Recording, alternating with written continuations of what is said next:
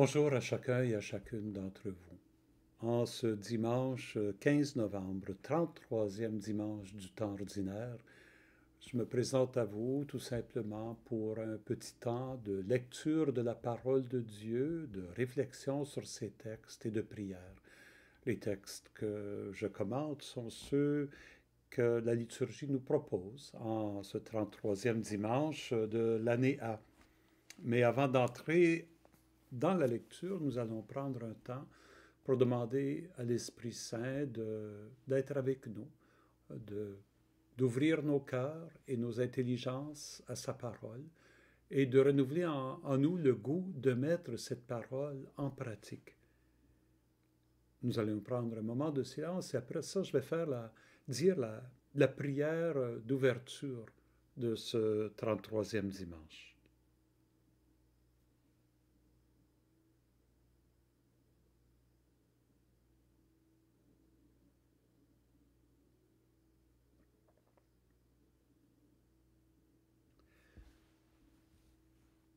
Accorde-nous, Seigneur, de trouver notre joie dans notre fidélité, car c'est un bonheur durable et profond de servir constamment le Créateur de tout bien.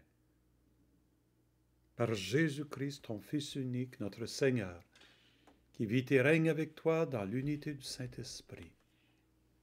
Dieu pour les siècles des siècles. Amen. La première lecture qui nous est présentée aujourd'hui est tirée du livre des Proverbes. De fait, c'est le texte qui est à la fin du livre des Proverbes, un très long livre, 31 chapitres, un des plus longs dans l'Ancien Testament. Et il finit ce livre qui est, on pourrait dire, un compendium de proverbes, comme le titre du livre le dit, mais aussi des passages plus longs. Ça présente un peu un recueil de la sagesse traditionnelle du peuple de Dieu, du peuple d'Israël, compilé quelques siècles avant le temps de Jésus. Et d'une façon, on pourrait dire surprenante, oui, surprenante, il finit avec ce qu'on appelle un poème à la femme de caractère, ou la femme forte. De fait, une meilleure traduction serait la femme forte. Je vous lis le texte tel que la liturgie nous le présente, mais après ça, je vais retourner au texte tel que la Bible, tout ce chapitre-là, nous le présente. Vous comprendrez un peu la différence. Écoutons le texte, les extraits que nous offre ou nous propose la liturgie. Lecture du livre des Proverbes. Une femme parfaite, qui la trouvera? Elle est précieuse plus que les perles. Son mari peut lui faire confiance, il ne manquera pas de ressources. Elle fait son bonheur et non pas sa ruine, tous les jours de sa vie. Elle sait choisir la laine et le lin, et ses mains travaillent volontiers. Elle tend la main vers la quenouille, ses doigts dirigent le fuseau. Ses doigts s'ouvrent en faveur du pauvre, elle tend la main au malheureux. Le charme est trompeur et la beauté s'évanouit. Seule la femme qui craint le Seigneur mérite la louange. Célébrez-la pour les fruits de son travail et qu'aux portes de la ville ses œuvres disent sa louange. Parole du Seigneur. Nous rendons grâce à Dieu. La liturgie a choisi quelques versets dans ce chapitre 31 qui décrit cette femme. Et même le tout début, au chapitre 10, la femme parfaite, l'expression la femme parfaite qui la trouvera. Dans l'hébreu, c'est plus fort, c'est la femme de caractère, la femme forte qui la trouvera. Et les extraits qu'on a choisis pour la liturgie sont des extraits qui mettent l'emphase sur le fait qu'elle rend son mari heureux, qu'elle travaille bien à la maison, hein, elle choisit la laine et le lin, puis elle fait la couture, hein, ses doigts dirigent le fuseau, elle tisse, puis elle fait la couture. Elle est généreuse auprès des pauvres, elle prend soin des pauvres.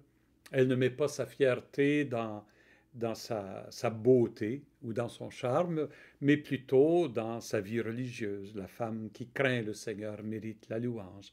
Alors célébrons cette femme aux portes de la ville. Mais si on lit tout le passage de la lettre aux Hébreux, on a un portrait beaucoup plus riche de cette femme. Je me permets de lire quelques extraits des autres versets qu'on ne lit pas. Pardon. Elle est comme les navires marchands, faisant venir ses vivres de loin. Elle prépare les repas pour la maison en donnant ses ordres aux servantes. Vous voyez, c'est une femme prévoyante qui est en commerce avec des gens qui viennent de loin. C'est pas elle-même qui fait la cuisine. Elle est la gestionnaire de la maisonnée. Elle a des servantes qui servent. Elle organise le travail. A-t-elle visé sur un champ? Elle l'acquiert et avec le produit de son travail, elle plante une vigne. C'est une femme qui achète des propriétés et qui les développe en plantant de la vigne, en faisant du commerce. Elle rayonne de force et elle retrousse ses manches. Elle s'assure des bonnes marches de ses affaires. Et sa lampe ne s'éteint pas de nuit. Elle travaille tard pour s'assurer que les affaires tournent. Elle ressemble beaucoup plus à un entrepreneur, un homme ou une femme d'affaires d'aujourd'hui. Ses mains, ses doigts s'étendent en faveur du pauvre, comme on le dit. Elle ne craint pas la neige pour sa maisonnée, car les siens ont des vêtements doublés. Donc c'est une femme qui prévoit, qui voit venir les changements. Aux portes de la ville, on reconnaît son mari siégeant parmi les anciens du pays. Pourquoi on reconnaît son mari? À cause de sa femme. Tout le monde connaît sa femme. Ah, toi, t'es le mari de cette femme-là. C'est elle qui a la réputation extraordinaire. Son mari, on pourrait dire, se baigne dans la réputation de sa femme. Elle fabrique de l'étoffe pour la vendre et elle propose des ceintures aux marchands. Donc, c'est une femme de commerce, une femme d'affaires.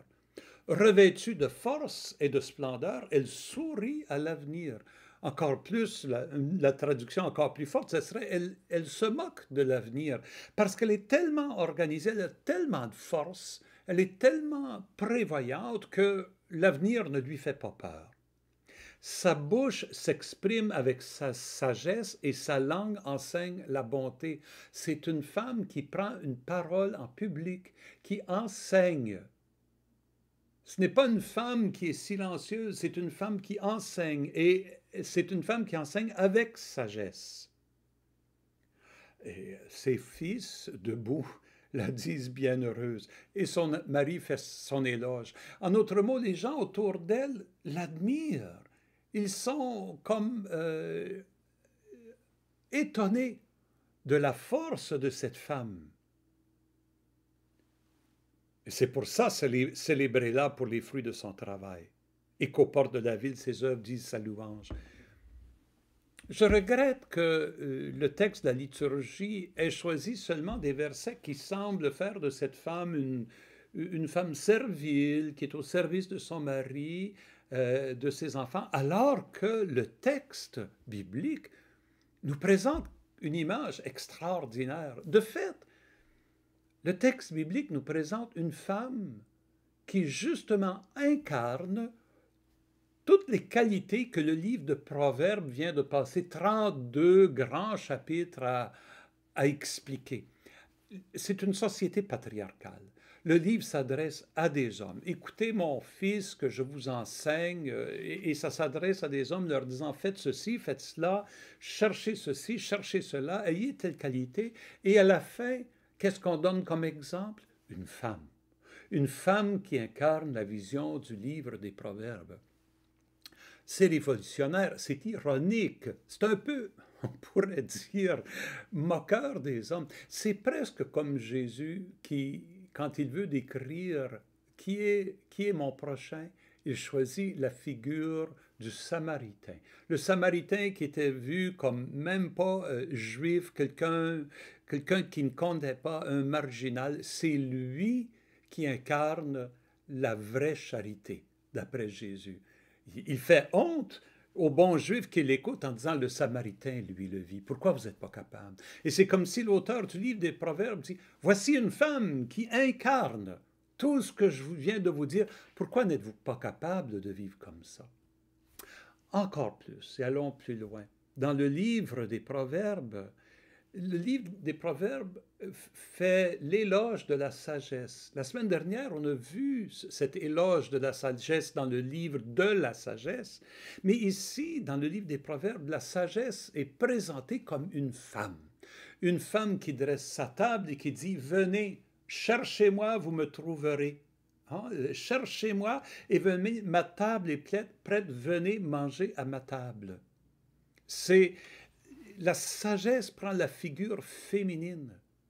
Et donc, dans un sens très profond, cette femme qui nous est décrite à la fin du livre des Proverbes n'est pas seulement un modèle de quelqu'un qui vit les enseignements ou qui incarne les valeurs de ce livre, mais elle est prise comme presque la personnification de la sagesse. Voici comment la sagesse qui vient de Dieu, comment la sagesse s'exprime dans le quotidien. Et c'est dans le quotidien que cette femme vit la sagesse, dans sa relation avec ses servantes, dans sa relation dans ses commerces, dans sa prévoyance, dans son ardeur, dans sa charité pour les pauvres, dans son enseignement. La sagesse s'incarne dans la vie de tous les jours. Oui, c'est écrit, son mari peut lui faire confiance, mais c'est parce que c'est une femme qui est confiante, parce qu'elle est l'incarnation de la sagesse elle-même, une personnification de la sagesse. Et c'est pour ça que cette description de cette femme vient comme la conclusion du livre. Elle vient dire un peu, voici ce vers quoi doivent tendre tous les êtres humains, hommes et femmes. Et de la même façon qu'un homme rechercherait une femme remarquable comme celle-là pour en faire son épouse, il gagnerait à avoir une épouse comme ça, l'auteur du livre des Proverbes est en train de dire de la même façon, tout homme, toute femme doit chercher la sagesse avec la même ardeur et se rendre compte que s'il épouse la sagesse, que si elle épouse la sagesse, homme ou femme, toute personne humaine qui fait de la sagesse son compagnon de vie, sa compagne de vie, alors il gagne en échange. Heureux est cet homme, heureuse cette femme qui a la sagesse comme compagne de vie et qui en fait le guide. Et d'où vient la sagesse? De la relation avec Dieu. Parce que la sagesse est un don de Dieu. C'est pour ça qu'à la fin, c'est écrit, c'est en craignant le Seigneur, en mettant le Seigneur au cœur de sa vie, qu'on découvre cette sagesse-là. Et ça oriente autrement ce psaume 127 qui semble être un psaume qui fait l'éloge d'un homme qui a trouvé une bonne femme. De fait, c'est l'éloge, une béatitude de chaque personne qui trouve la sagesse dans sa vie. Prions ensemble ce psaume. Heureux qui craint le Seigneur. Heureux qui craint le Seigneur et marche selon ses voies. Tu te nourriras du fruit de tes mains. Heureux es-tu, à toi le bonheur. Ta femme sera dans ta maison comme une vigne généreuse, tes fils autour de la table comme des plants d'olivier. Voilà comment sera béni l'homme qui craint le Seigneur. De Sion, que le Seigneur te bénisse. Tu verras le bonheur de Jérusalem tous les jours de ta vie. Oui, demandons au Seigneur d'être capable de trouver cette sagesse qui est capable de nous aider à découvrir le vrai bonheur. Deuxième lecture de la lettre de saint Paul aux Thessaloniciens. Pour ce qui est des temps et des moments de la venue du Seigneur, vous n'avez pas besoin, mes frères, mes sœurs, que je vous en parle dans ma lettre. Vous savez très bien que le jour du Seigneur vient comme un voleur dans la nuit. quand les gens diront quelle paix, quelle tranquillité, c'est alors que tout à coup la catastrophe s'abattra sur eux. Comme les douleurs sur la femme enceinte, ils ne pourront pas y échapper. Mais vous, frères, sœurs, vous n'êtes pas dans les ténèbres. Ce jour ne vous surprendra pas comme un voleur. En effet, vous êtes tous des fils de la lumière, des filles du jour. Nous n'appartenons pas à la nuit et aux ténèbres. Alors, ne restons pas endormis comme les autres, mais soyons vigilants et restons sobres. Parole du Seigneur.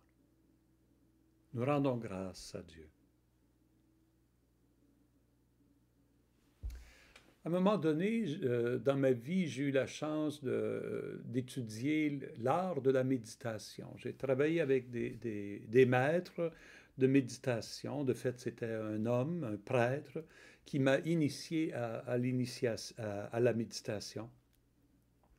Et une chose qu'il m'a invité à découvrir, et quand je lis les livres sur la méditation, je me rends compte, quelle que soit la tradition religieuse de laquelle on vient, c'est toujours un peu le même objectif. On veut arriver à un état où on est tranquillement conscient et éveillé.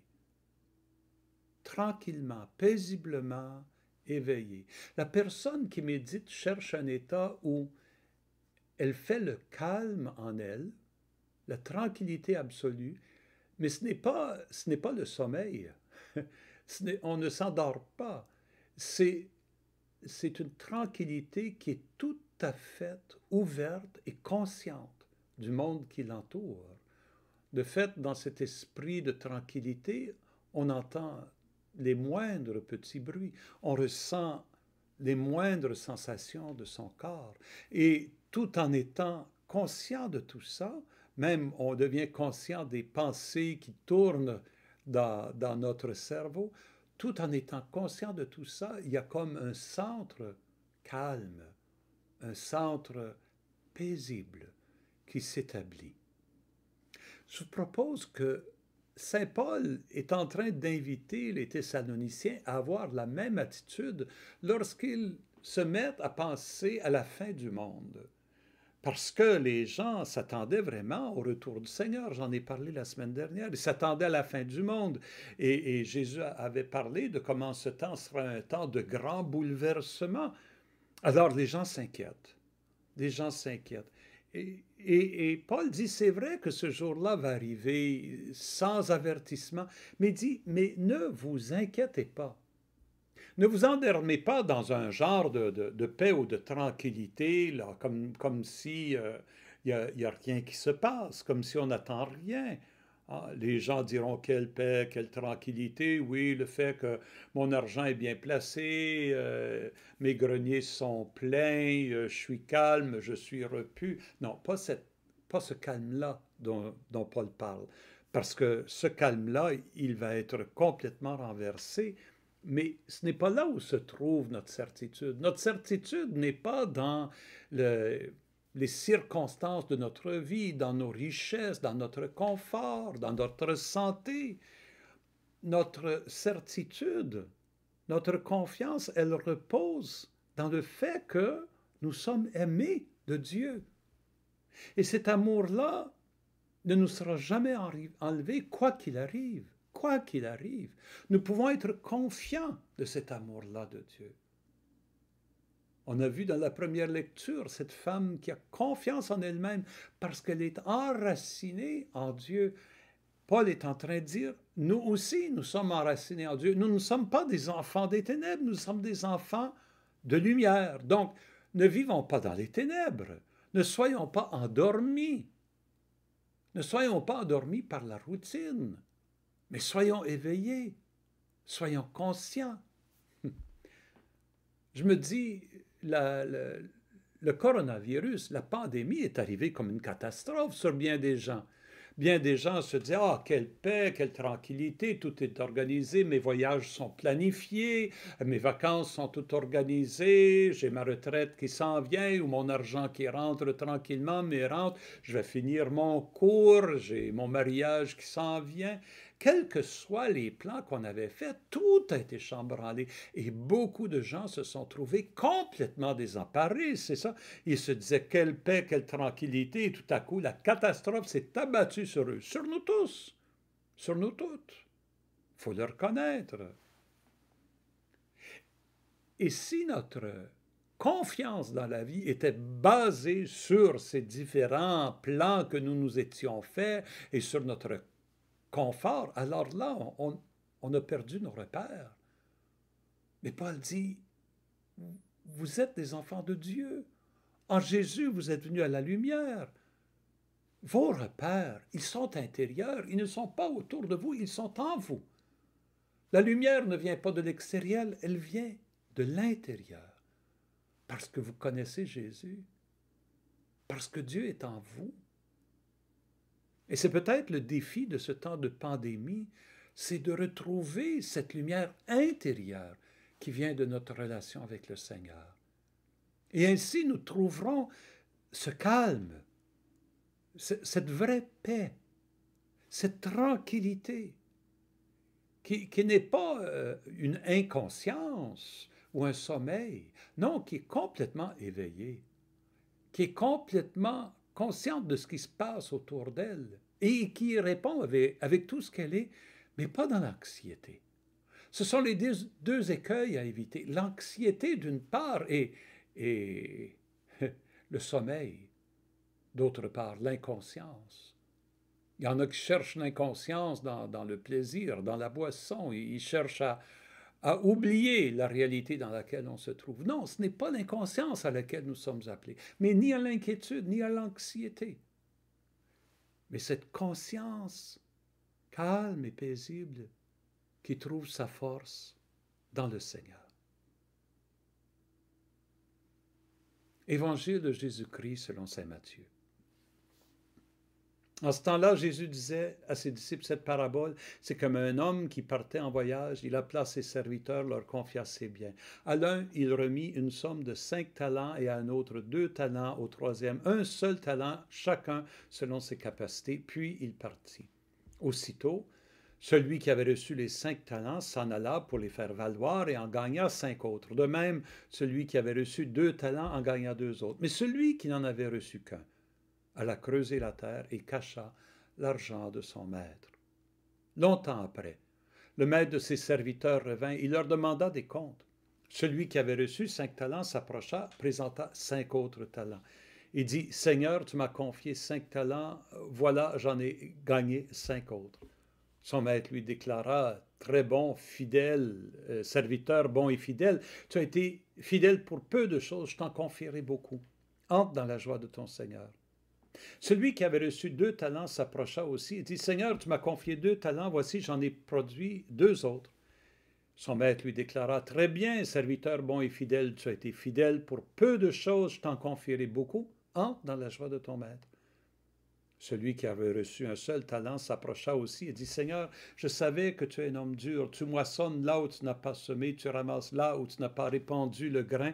J'ai eu peur et je suis allé cacher ton talent dans la terre. Le voici, tu as ce qui t'appartient. » Son maître lui répliqua, « Serviteur mauvais et paresseux, tu savais que je moissonne là où je n'ai pas semé et que je ramasse le grain là où je n'ai pas répandu?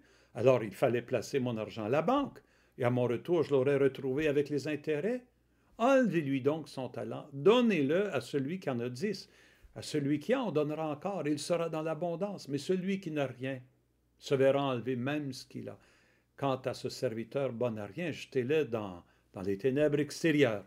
Là, il y aura des pleurs et des grincements de dents. » Acclamons la parole de Dieu. Louange à toi, Seigneur Jésus. Ce texte, que nous connaissons bien, prend toute une allure différente si on connaît 2 choses de l'économie de l'époque de Jésus. Premièrement, un talent, c'est combien d'argent? Eh bien, un talent, c'est une somme énorme, immense. Un ouvrier qui aurait travaillé 6 jours par semaine à l'époque de Jésus, s'il n'avait pas dépensé un sou de ce qu'il avait gagné, aurait accumulé un talent au bout de 20 ans de travail. 20 ans de salaire. Imaginez. Pour nous, c'est l'équivalent d'1 million de dollars. Facilement. Alors, imaginez, cet homme, il est richissime.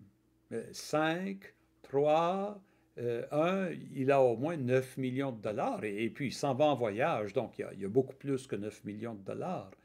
Ça, c'est la première chose à savoir. Donc, à un, il remet 5 millions, à l'autre, il remet 3 millions, à un autre, il remet 1 million. Bon, et qu'est-ce qu'il fait? C'est le deuxième fait savoir, c'est que habituellement, quand quelqu'un partait en voyage au temps de Jésus, soit qu'il enterrait son argent pour être capable de le retrouver quand il reviendrait. Il n'y avait pas de banque à l'époque, là. Oublions pas, il n'y avait pas de banque. Donc, il l'enterrait, ou bien le confiait à un bon ami pour le garder pour lui. S'il était un peu aventureux, il le prêtait. Et en le prêtant, au moins, il avait un peu d'intérêt. Mais ce maître, il choisit un autre chemin. C'est un maître qui décide de prendre un risque. Il fait confiance à 3 serviteurs. Une confiance extraordinaire. Les sommes qu'il est en train de leur remettre sont immenses. À l'un, il remet 5 millions, à un autre 3, à un, puis il leur dit, allez faire profiter ça pendant que je suis parti. Donc, quand on dit à un, il remet seulement un talent, ben c'est seulement un talent, c'est énorme. C'est juste seulement quand on le compare aux 3 millions de l'autre, puis aux 5 millions de l'autre. Bon, imaginez si on vous remettait 1 million, puis on disait, bon, investissez ça, puis essayez de le faire produire. Longtemps après, pas un petit voyage, un long voyage, il revient. Et il fait venir ses serviteurs. Et celui à qui il lui avait donné 5 millions, il a réussi à doubler le 5 millions en le faisant fructifier, probablement comme la femme de la première lecture, en achetant, en vendant, en produisant des biens. Bon, il a réussi, il a fait un autre 5 millions. Merveilleux. Et regardez la réponse du maître. Tu as été fidèle pour peu de choses, je t'en confierai beaucoup. Peu de choses. 5 millions de dollars, c'est pas peu de choses, mais c'est que le maître est prêt à lui partager tout ce qu'il a, tout ce qu'il a. C'est vraiment un maître bizarre que ce maître, qui prend le risque de confier une si grande fortune à quelqu'un, mais qui considère cette fortune comme peu comparée à ce qu'il va lui donner éventuellement. On peut comprendre que ce maître, c'est vraiment Dieu notre Père, qui nous comble de son amour sur cette terre, mais c'est peu de choses comparé à l'amour que nous goûterons au-delà de la mort. Ce que Dieu prépare pour nous est inimaginable. Et si on compte toutes les grâces que nous avons reçues dans cette vie, en dépit, oui, on a aussi des difficultés et des peines, mais il y a tellement de joie et de bonté dans ce monde que ce que Dieu nous prépare est encore plus extraordinaire. Au deuxième qui dit, bon, à toi, je t'ai confié 2 talents, c'est encore beaucoup, c'est encore énorme. C'est moins que le premier, mais c'est encore énorme. Et lui aussi a réussi à produire un autre 2 millions de dollars. La même réponse. Tu as été fidèle pour peu de choses, je t'en confierai beaucoup. Mais le troisième, qu'est-ce qu'il a fait? Et ce n'est pas tellement ce qu'il a fait, c'est pourquoi il l'a fait. C'est parce qu'il avait peur du Maître. Il a peur de Dieu. Son image de Dieu, elle est tordue, elle est fausse. Hein? Je savais que tu es dur, tu es un homme dur, tu moissonnes où tu n'as pas semé, tu ramasses où tu n'as pas répandu le grain. J'ai eu peur. Jésus est venu nous libérer de cette fausse image de Dieu, cette image qui nous empêche de vraiment avoir confiance en Dieu et de reconnaître la confiance que Dieu a en nous. Jésus est venu nous libérer de ça. Et ce qu'il est en train de faire dans cette parabole, c'est qu'il est en train de parler aux chefs religieux de son époque, en train de leur dire, c'est vous là, Dieu vous a comblé de tellement de choses, mais vous avez peur de Dieu. Vous avez peur d'avoir confiance en Dieu et en son messager qui est Jésus. Et vous enfouissez. Les bonnes choses que Dieu vous donne, vous les enfouissez, vous les enfermez dans des règlements, dans des lois, dans une façon de faire, dans une habitude qui ne produit pas de fruits. Et à la fin, vous dites, bon, ben, je remets au Seigneur ce qu'il m'a donné. Mais ce n'est pas ça ce que Dieu veut. Dieu veut que dans notre vie, tout ce qu'il nous donne puisse produire des fruits dans la vie des autres. L'amour qu'il nous donne, c'est fait pour être partagé, pas pour être conservé en nous. L'amour qu'il nous donne, c'est fait pour être multiplié et que ça se rentre dans la vie des autres. Nous ne sommes pas faits pour garder pour nous-mêmes, enfouis dans nos cœurs, la richesse de l'amour de Dieu. Cet amour, il est fait pour être donné. Et ceux qui font ça, finalement, ne connaissent pas l'amour de Dieu. Et ils ne peuvent même pas vivre de cet amour, parce que cet amour est fait pour couler en nous. Et si nous pensons que nous pouvons le garder pour nous, il va nous échapper. C'est pour ça que celui qui n'a rien se verra enlever même ce qu'il a. Il s'agit d'une attitude de confiance parce que nous savons que nous sommes aimés de Dieu. Et si nous savons que nous sommes aimés de Dieu, en dépit de tout ce qui nous arrive, alors il y a une liberté intérieure qui s'établit en nous, une liberté qui dépasse toutes les limites des épreuves que ce monde peut nous lancer.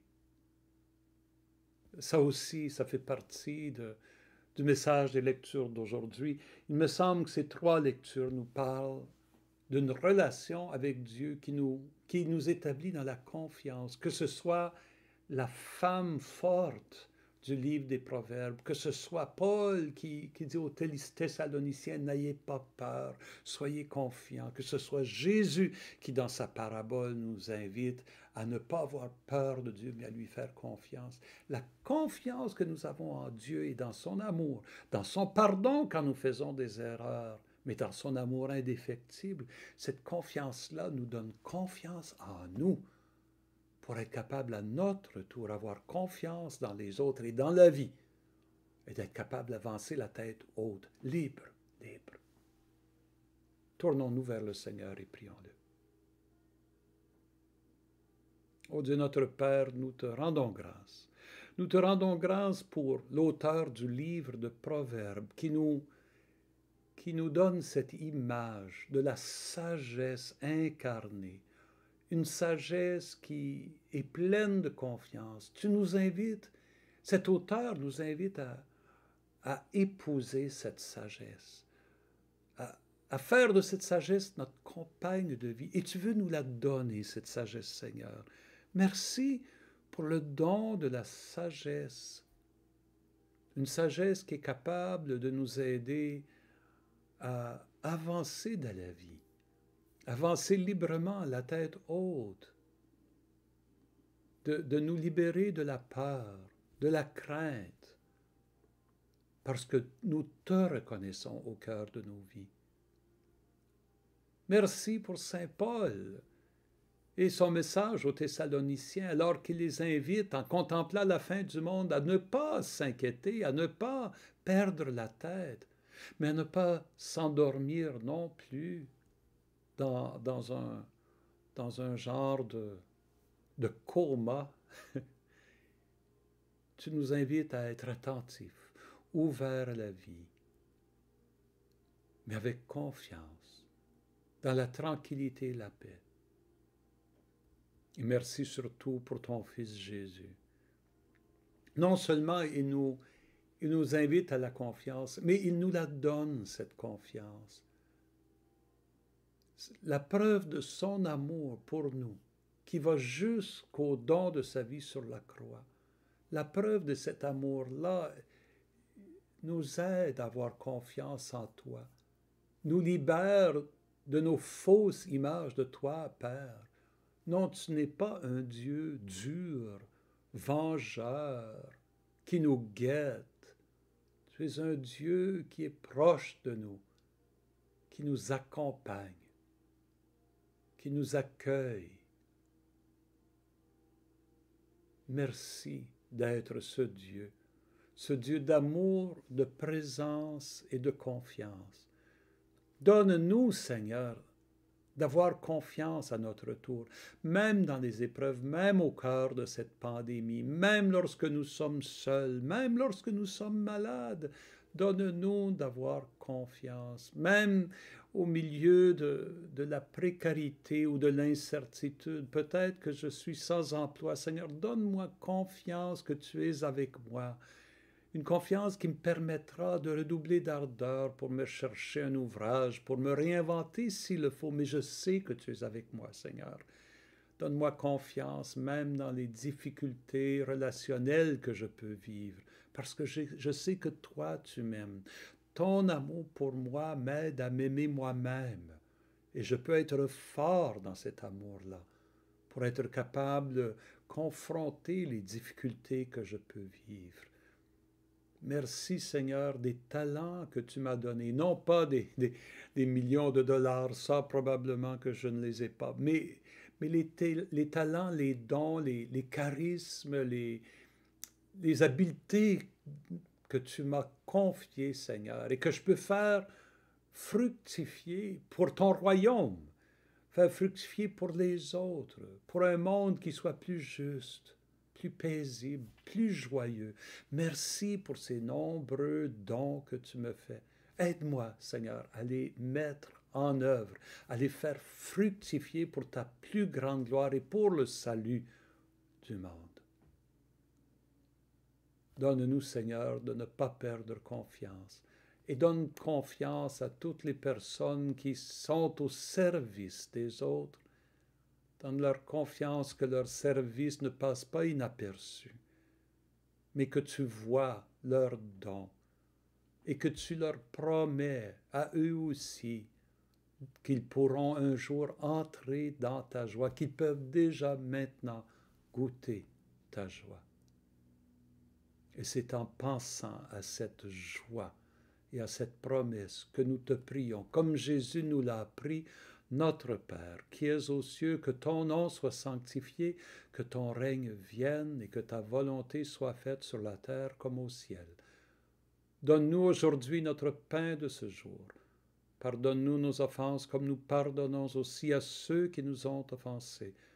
Ne nous laisse pas entrer en tentation, mais délivre-nous du mal, car c'est à toi qu'appartiennent le règne, la puissance et la gloire, pour les siècles des siècles. Amen.